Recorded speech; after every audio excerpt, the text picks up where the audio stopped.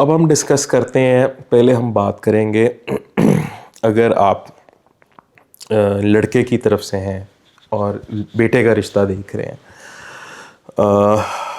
तो आपको क्या करैक्टर्स देखने चाहिए, या एक लड़की में आप अगर अपनी स्पाउस ढूंढ रहे हो तो उसमें आपको क्या चीज़ें देखनी चाहिए।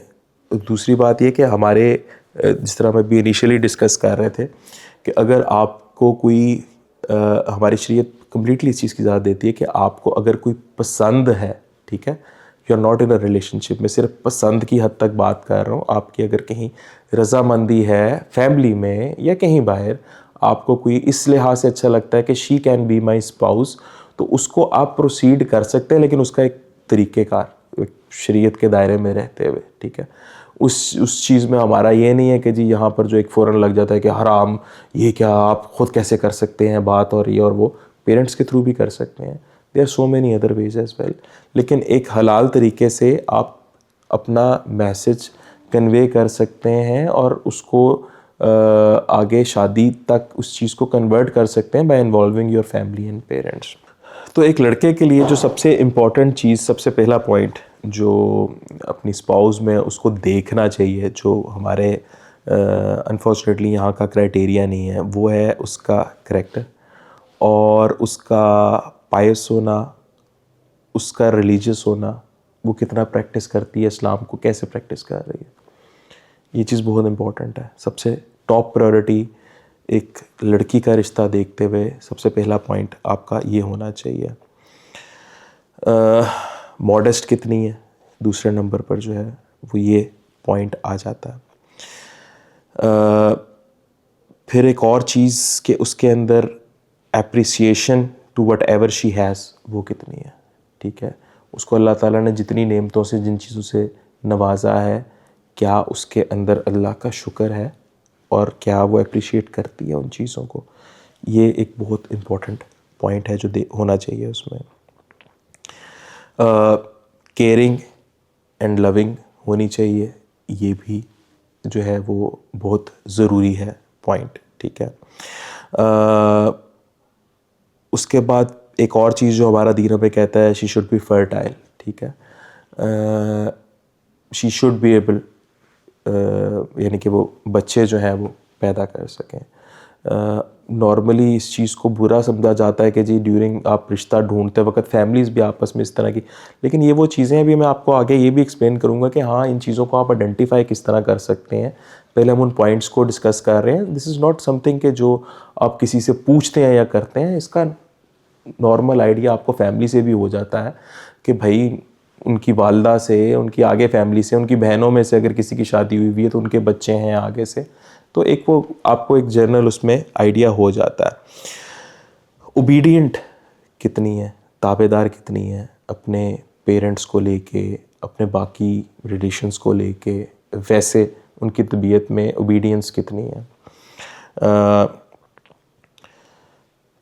देखने में फिर उसके बाद ये पॉइंट आता है कि लुक्स, ठीक है, लुक्स ऐसी हों कि वो आपको प्लीज़ करें, आपका दिल जो है वो मुतमईन हो उस चीज़ पे। अनफॉर्चुनेटली हमारा ये पॉइंट सबसे टॉप पर होता है जब हम बात कर रहे होते हैं कि यार देखने में जो है ना वो खूबसूरत होनी चाहिए बहुत ज़्यादा, और कोई बात नहीं, नमाज़ें नहीं पढ़ती, कोई मसला नहीं, ठीक है। वो फिर बाद में पता चलता है आपको कि क्या मसले मसाइल हैं उसमें, लेकिन जो हमारा दीन हमें सिखाता है ये वो पॉइंट्स हम लोग डिस्कस कर रहे हैं।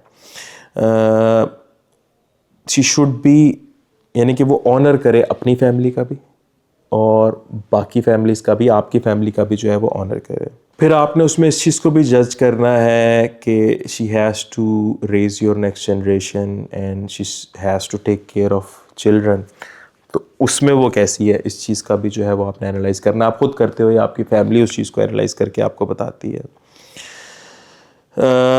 Then you have to see के she has to take care of her house as well, ठीक है, उसमें वो कैसी है, ठीक है। ये चीज़ें भी आपकी फैमिली भी आपसे कर सकती है, आप ख़ुद भी जो है वो उस चीज़ को जज कर सकते हैं और देख सकते हैं। फिर है कि should not be jealous of other, ये एक बड़ा इंपॉर्टेंट पॉइंट है कि उसमें जेलसी का आंसर नहीं होना चाहिए। ये हमारा दीन हमें ये कहता है कि क्योंकि ये ख़ातून में अगर होना ये चीज़ तो वो बहुत गलत है, वो चीज़ रिलेशंस को कैरी करने में बहुत प्रॉब्लमेटिक होती है। कई लोगों में बिला वजह ये आंसर बहुत ज़्यादा पाया जाता है कुछ ख़वातीन में कि बिला वजह बस जेलस होते रहना, कुड़ते रहना, उसको देख इसको देख, ये क्या कर रही है, वो क्या कर रही है, हर वक्त वो चीज़ जो है ना, वो अगर किसी खातून में ऐसी चीज़ या आदत पाई जाती है तो अवॉइड दैट। और उसके बाद जो है ना वो है कि she should have that kind of a personality के पायस है, नेक है, सारा कुछ है, लेकिन वो आपको उसकी पर्सनैलिटी में वो चीज़ नज़र आए कि ये आपको भी हराम चीज़ों से रोकेगी। ठीक है, सो दीज आर सब 9-10 पॉइंट्स जो एक स्पाउस में, एक मेल को एक फीमेल स्पाउस में देखने चाहिए और ढूंढने चाहिए। सिमिलरली हमारी माशरे में बच्चियां जो हैं वो जब रिश्ता देख रहे होते हैं, पेरेंट्स या ख़ुद वो किसी को कंसिडर कर रहे होते हैं, तो उसमें जो आपकी टॉप प्रायोरिटी जो हमारा दीन हमें सिखाता है ना, वो है कि जी रिलीजियस है और प्रैक्टिसिंग मुस्लिम है और उसका करैक्टर कैसा है। ये 3 पॉइंट्स टॉप पर है। ठीक है, कि भाई उसका दीन देखो, उसका करैक्टर देखो कैसा है। ठीक है, मुत्तकी है, परहेज़गार है। हमारे यहाँ पे अनफॉर्चुनेटली क्योंकि दीन से दूरी है तो उस चीज़ को चेक करने का आंसर भी फ़र्क है। यहाँ पे क्राइटेरिया क्या है कि अच्छा दाढ़ी रखी हुई है दीनदारी होगा, भाई ज़रूरी नहीं है। दाढ़ी एक सुन्नत है, जिस तरह और बहुत सी सुन्नतें हैं जो हम पूरी करते हैं, बैठ के पानी पीना, बहुत सी सुन्नतें हैं जो हम अपनी लाइफ में पूरी करते हैं जर्नली। ठीक है, आम लोग, ये नहीं कि जो दीन की तरफ है।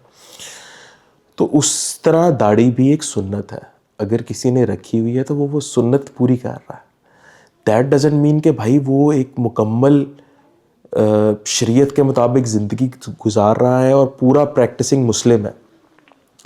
और दैट डजंट मीन कि सिर्फ आप देखने से जो है वो उस चीज़ का आइडिया लगा लें कि हाँ भाई ये दीनदार ही होगा।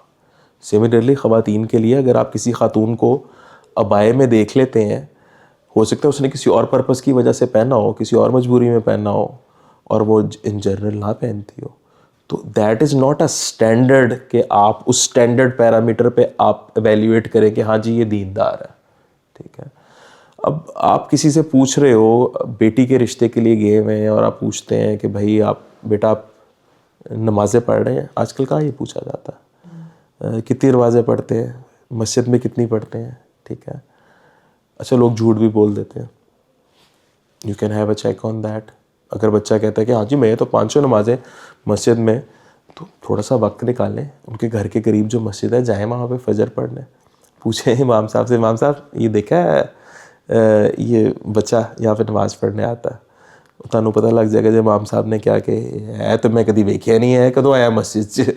ठीक है, तो you will get to know. So they are so many things to explore that कि हाँ ये सच बोल रहे हैं या नहीं बोल रहे, लेकिन पहली बात ये है कि उस चीज़ को प्रायोरिटी तो दें जो हमारा दीन हमें कहता है कि इस चीज़ को प्रायोरिटी दें। दूसरा पॉइंट, जो लड़के का रिश्ता अगर आप ढूंढ रहे हैं तो उसमें जो देखना चाहिए वो है कि जेनरस कितना है और उसमें टॉलरेंस लेवल कितना है, एंगर मैनेजमेंट कैसी है। अगर कोई हाइपर सी पर्सनैलिटी है उसकी और टॉलरेंस भी नहीं है उसमें और बुखील सा है, कंजूस के, तो भाई नहीं, ये चीज़ें जो है वो देखनी चाहिए आपको, जो है वो रिश्ता देखते हुए। और फिर यानी बुखील में ये भी आया था कि कुछ लोग होते हैं कि भाई पैसे खर्चते भी हैं, लेकिन ये है कि वो ऑडिटर टाइप की तबीयत होती है उनकी कि हाँ जी ये 10 रुपये कहाँ गए, ये 20 रुपये कहाँ गए, ये क्या किया है। वो बंदा उससे ना समटाइम्स लाइफ गुजारते हुए जिद हो जाता है कि यार क्या मुसीबत में मैं फंस गई हूँ। तो ऐसे अवॉइड करना चाहिए इस किस्म के लोगों को। He should be strong enough and should be honest, ईमानदार हो। ठीक है, ये एक बहुत इम्पोर्टेंट क्राइटेरिया है जो लड़के में होना चाहिए।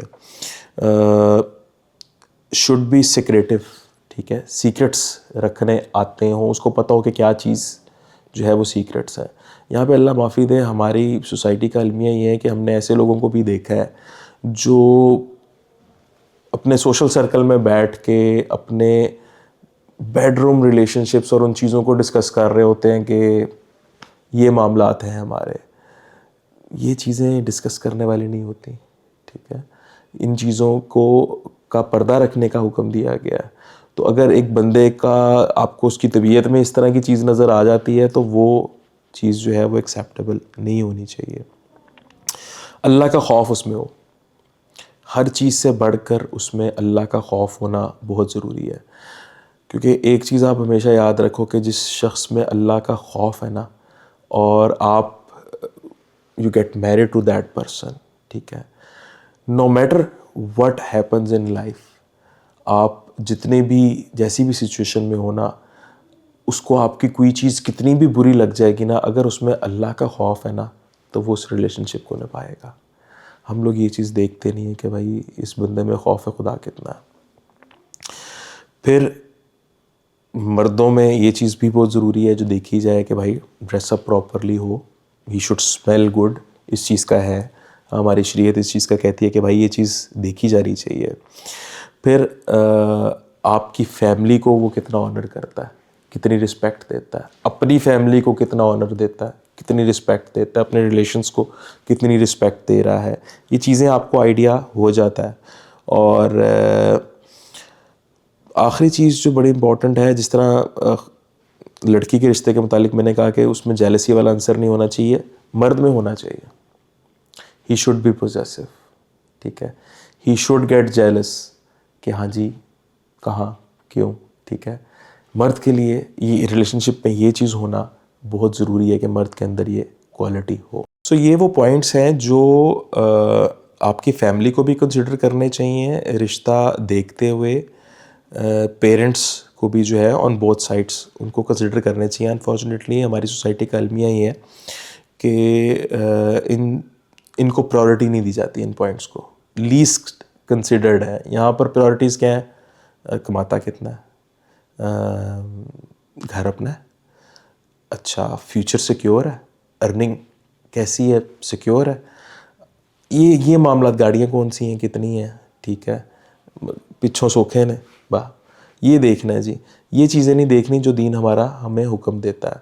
फिर यहाँ पे एक और चीज़ भी है कि इतना ज़्यादा रिजिडनेस भाई हमारे दीन में नहीं है कि आप को इस चीज़ की इजाज़त ना हो कि जी आप महरम की मौजूदगी में जो है वो आप बैठे उनके साथ, उनसे बात करें।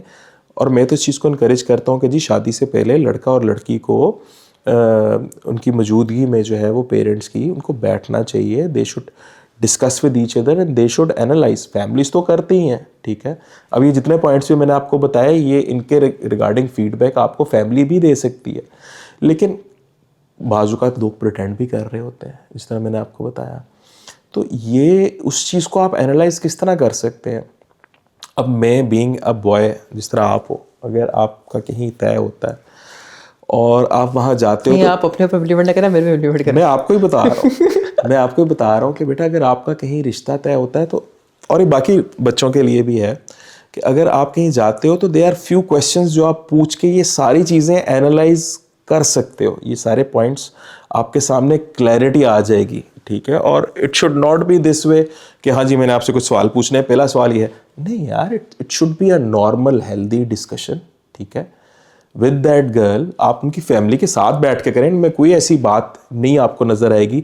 लेकिन इन सारे ये 10-11 क्वेश्चन हैं, ये पूछने से आपको ईच एंड एवरीथिंग, उसकी पर्सनैलिटी, हर चीज़ का एनालिसिस आपके सामने आ जाएगा। आपको क्लियर हो जाएगा कि यार is she the right lady for my life या नहीं, ठीक है। और ये वैसा वर्सा भी है, लड़कियां भी जो है वो इस तरह कर सकती हैं। आप उनसे सबसे पहले इन जनरल गपशप पूछें, पहला सवाल पूछें कि जी how do you view marriage life, ठीक है। आपको क्या लगता है शादीशुदा ज़िंदगी जो है वो कैसी होगी, और व्हाट डू यू एक्सपेक्ट, क्या शादी से आप क्या एक्सपेक्ट करते हैं।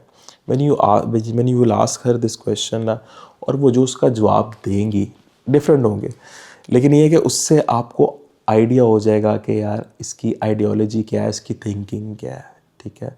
और ये मेरे लिए सूटेबल है या नहीं है। हर answer will help you decide. दूसरा सवाल आप उनसे पूछें कि what qualities do you want to see in your spouse. ठीक है, आप अपने शोहर में कौन सी ऐसी खूबियां हैं या कौन सी ऐसी क्वालिटीज़ हैं जो आप चाहती हैं कि हो या आप देखना चाहती हैं। उनसे आपको आइडिया हो जाएगा कि भाई इनकी जो है वो डिमांड्स किस किस्म की हैं, what is she expecting from the relationship. जिस तरह उसने पहले बता दिया होगा कि जी मैं शादी से क्या एक्सपेक्ट कर रही हूँ कि जी मेरी लाइफ कैसी होगी, और मैं अपने शोहर से क्या एक्सपेक्ट करती हूँ। एक जनरल क्वेश्चन है, इसमें आपके सामने सिचुएशन आ जाएगी कि हाँ बहुत ज़्यादा हाई एक्सपेक्टेशंस तो नहीं है, क्या मैं उन पर पूरा उतरता हूँ या नहीं उतरता। तो आपकी अपनी वैल्यूएशन भी जो है ना वो इस चीज़ से हो जाएगी। फिर आप उनसे ये पूछ सकते हो कि you can talk about each others family के जो डायनामिक्स हैं उनके मुतालिक कि भाई आपका लिविंग अरेंजमेंट कैसा है। उससे आपको आइडिया हो जाएगा कि भाई ये जॉइंट फैमिली सिस्टम में है या, और फ्यूचर के मुतालिक भी आप पूछ सकते हो कि फ्यूचर में आप जो है वो लिविंग अरेंजमेंट कैसा देखते हो। तो उनसे आपको, और ये चीज़ें डिस्कस करना बहुत ज़रूरी है। बाज़ औक़ात ये चीज़ें शादी से पहले नहीं डिस्कस की जाती। देखो हमारा इस्लाम जो है वो इस चीज़ पे बड़ा वाज़ेह और क्लियर है कि a girl has the right, उसको अपनी जो है वो प्राइवेसी और सेपरेट आप arrangement you have to provide that. ठीक है, हमारे यहाँ पे जो है कल्चर और सोसाइटी वो इस तरह की कि हम लोग जॉइंट फैमिली सिस्टम्स में रहते हैं। मैं हमेशा जॉइंट फैमिली सिस्टम्स के सपोर्ट में हूँ क्योंकि उसमें बहुत से फ़वाइद हैं, नुकसानात कम है, बहुत से फ़वाइद हैं। हाँ, अगर उस चीज़ को अंडरस्टैंड किया जाए और प्राइवेसी प्रॉपर दी जाए, ठीक है, जॉइंट फैमिली सिस्टम में रहते हुए भी, तो मेरा नहीं ख्याल उसमें कोई मसला होना चाहिए। लेकिन ये चीज़ें पहले डिस्कस होनी चाहिए। शादी के बाद पता चलता है कि जी वो मैं तो नहीं आपकी फैमिली के साथ रहूँगी, आपने सोचा होता है अपने ख्याल में कि यार मैंने तो सारी ज़िंदगी जॉइंट फैमिली सिस्टम के साथ रहना है। ठीक है, वो ये चीज़ें बाद में क्लैश का बाइस बनती हैं। ठीक है, ये वाइसा वर्सा भी होता है। बाज़ औक़ात लड़कों की नेचर होती है कि नहीं हमने फैमिली के साथ नहीं रहना, हम सेपरेट रहेंगे। लड़कियां भी मैंने देखी हैं इस तरह की हैं कि जो नहीं हम तो फैमिली के साथ ही रहेंगे। कईयों की होती है कि नहीं हम शुरू से जॉइंट फैमिली सिस्टम में रहे हैं, मैं अकेली नहीं रह सकती। ठीक है, तो ये चीज़ें शादी से पहले डिस्कस करना बहुत ज़रूरी है। फिर एक इम्पॉर्टेंट चीज़ जो आप उनसे डिस्कस कर सकते हो, एक नॉर्मल डिस्कशन है। ठीक है, उसमें आप उनसे पूछें कि जी how do you spend your free time. वो अपनी हैबिट्स शेयर करेंगी आपके साथ, उससे आपको आइडिया होगा। वो या तो आपको बताएंगे कि जी मैं सोशल मीडिया यूज़ करती हूँ, तो you can discuss about social media. आपको उनके थॉट्स का पता चलेगा, आपको पता चलेगा कि हाँ जी किसको फॉलो करती हैं, किसको नहीं करती, क्या इनकी है। ये एक जर्नल क्वेश्चंस हैं जिसमें आप अगले की पर्सनैलिटी को एवेल्यूएट कर सकते हो और इस चीज़ को एवेल्यूएट कर सकते हो कि यार is she the right girl for me और am I the right boy for her, कि हमें शादी करनी चाहिए या नहीं करनी चाहिए। फिर आपको शादी से पहले फाइनेंशियल्स भी डिस्कस करने चाहिए। You should be very open on that. ठीक है, आप एक शख्स को अपनी लाइफ में लेकर आ रहे हो, you should be very open and clear about things कि जी हमारे ये बैकग्राउंड है और मेरी इतनी अर्निंग है, इंशाल्लाह मेरे फ्यूचर के ये प्लान्स हैं, और ये आपको चीज़ें शुरू में डिस्कस करनी चाहिए। बाज़ औक़ात इन चीज़ों को छुपाया जाता है कि हाँ मुंडा चंगा कमांदा है, और बाद च कुड़ी कहती है तो कमांदा ही कुछ नहीं। ठीक है, और वो रिलेशनशिप्स ख़राब होते हैं। भाई things should be clear on the first day. मैं ये नहीं कह रहा कि आप पूरी फैमिली में ऐलान करें कि हाँ जी मेरी इतनी इनकम है और ये है वो है, लेकिन the person you are getting married to, उनके साथ 1-to-1 डिस्कशन में ये ज़रूर इस चीज़ को क्लियर करें ताकि एक्सपेक्टेशंस और वो चीज़ें क्लियर हों और उनके रिस्पॉन्स से आपको भी आइडिया होगा। ठीक है, कि how much financials are important for her. फिर आप उनसे जो है वो आप डिस्कस करें उनकी सोशल लाइफ के मुतालिक कि सोशल लाइफ कैसी है उनकी, इंट्रोवर्ट है, एक्सट्रोवर्ट हैं। दीज आर जनरल थिंग्स जिनसे आपको आइडिया होता है कि भाई अगले की पर्सनैलिटी जो है वो किस तरह की है। फिर आप उनसे पूछें बच्चों के मुतालिक और कि बच्चों के मुतालिक आपका क्या ख्याल है, बच्चे कितने होने चाहिए, कब होने चाहिए, कितने अरसे बाद होने चाहिए, व्हाट डू यू थिंक। और फिर एक और बड़ी ज़रूरी चीज़ जिससे आपको आइडिया हो जाता है कि बच्चों में नाम आपको क्या अच्छे लगते हैं या क्या आप सोचती हो। समटाइम्स हमने ये भी देखा है भाई कि इन चीज़ों पे भी लड़ाइयाँ हो जाती हैं रिलेशनशिप्स में, कि बच्चों का नाम रखना था, ठीक है, वो माँ कहती है कि जी मैंने तो यही रखना है, चाहे जो मर्जी हो जाए, ठीक है, दादा कह रहा होता भाई मैंने तो ये रखना था अपने पोते का नाम। तो इन चीज़ों पे हमने रिलेशंस टूटते हुए भी देखे हैं कि भाई ऐसी ऐसी बातों पे लड़ाइयाँ हो जाती हैं और रिलेशंस टूट जाते हैं। कुछ लोगों के लिए ये चीज़ इतनी इंपॉर्टेंस रखती हैं, तो इन चीज़ों पे शुरू में बात कर लेना शायद आपके लिए इतनी इंपॉर्टेंट ना हो, अगले के लिए बहुत इंपॉर्टेंट हो, और आप शायद इस चीज़ से तिर जाओ कि भाई इसके लिए इतनी इंपॉर्टेंट क्यों है ये चीज़।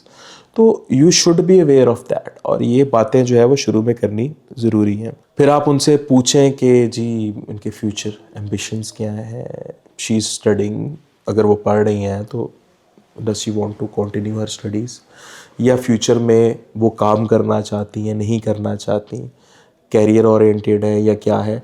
आपको इन चीज़ों से आइडिया होगा इस बात का कि भाई आप जो चीज़ अपनी स्पाउस में ढूंढ रहे हो, उनकी जो एक्सपेक्टेशंस हैं क्या ये चीज़ें मैच कर रही हैं आपस में। आपको शादी के बाद अगर वो कहें कि हाँ जी मैंने जॉब करनी है, आप कहो कि यार मैं ऐसी तो कोई बात हो ही नहीं थी, ठीक है, मैं तो नहीं अपनी बीवी को अलाउ कर सकता जॉब करना, अगर आपकी थिंकिंग इस तरह की है तो वो चीज़ें जो हैं वो फिर रिलेशनशिप्स को ख़राब करती हैं। फिर आपको हेल्थ इश्यूज़ पे खुल के बात करनी चाहिए, ठीक है, अगर if you have any health issues, और ये जितने भी सवालात हैं इनमें आप अपनी चीज़ें पहले सामने रख सकते हो। अगर आपके कोई हेल्थ इश्यूज़ हैं आप अपना बताओ कि यार मेरे साथ ये प्रॉब्लम है, आप बताओ आपका तो नहीं कोई इशू, कोई प्रॉब्लम हेल्थ से रिलेटेड, ठीक है, चाहे छोटा हो चाहे बड़ी डिसेबिलिटी हो, छुपानी नहीं चाहिए, ठीक है, डिस्कस करनी चाहिए, बतानी चाहिए। जब आप ये पॉइंट सामने रखोगे हो सकता है कोई ऐसी बात हो जो वो सामने रख दें जो कि बहुत इंपॉर्टेंस रखती हो, और वही बात अगर शादी के बाद आपके सामने आएगी तो वो शायद आपको वो चीज़ जो है वो रिलेशन कैरी करने में प्रॉब्लम करे। फिर एक और चीज़ के यू कैन आस्क करके हाउ डू यू वांट और वेडिंग, कैसी आप चाहती हो। ये भी एक पॉइंट ऑफ क्लैश समटाइम बन जाता है। जिस तरह हम लोग कहते हैं कि जी हम सादा सा निकाह करें मस्जिद में और वहाँ से ही रुखसती हो, और वलीमे का जो है वो प्रॉपर होना चाहिए जिस तरह हमारे दीन में कॉन्सेप्ट है। हो सकता है लड़की इस तरह ना चाहती हो, तो आप रिश्ता डन कर लो, सारा कुछ हो जाए, बाद में जब शादी होने लगे तो उस टाइम पे बात हो और वो चीज़ एक्सप्लोर हो के हाँ जी ओहो ये तो इस तरह चाहते हैं, मैं तो इस तरह नहीं करूँगा, तो वो बात बढ़ने के बाद जो ख़त्म हो तो पहले ही उस चीज़ को जो है वो आप डिस्कस कर लें, बात कर लें। ये सारी वो बातें हैं जो एक डिस्कशन में आप अगले के साथ कर सकते हो, जिससे, और इनमें कोई ऐसी बात नहीं है जिसमें ना वो या उनकी फैमिली बुरा मनाएगी, ना अगर उनके कुछ सवालात होते हैं तो आपको बुरा मनाने की ज़रूरत है। इट्स जस्ट टू सी कि what is the possible compatibility between both of you, क्या एक्सेप्टेंस है। इन सारे पॉइंट्स के डिस्कस करने के बाद, बात करने के बाद, मेरा नहीं ख्याल कि दोनों साइड्स अगर एग्री कर रही हैं उस चीज़ पे, तो आप लोगों के दिल में या उसमें किसी किस्म का कोई फियर होगा, you guys will feel confident कि यार अल्हम्दुलिल्लाह अल्लाह ने बेहतरीन हमारे लिए कर दिया, इंशाल्लाह आगे भी बेहतर होगा। तो बजाय इसके कि आप डर के बात किए बगैर और ये सारा कुछ आप उस चीज़ को करें, और हमारा दीन हमें इस चीज़ की इजाज़त देता है कि भाई आप इन चीज़ों को पहले ही क्लियर आउट करें तो वो बेहतर है।